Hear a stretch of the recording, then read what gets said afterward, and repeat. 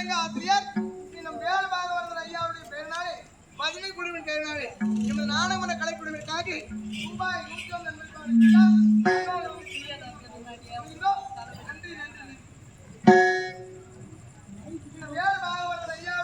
150 நாடகமன்றத்துடைய உரிமையாளர் இன்னும் கேபி பழனியாசிரியர் அவர்களை பாராட்டி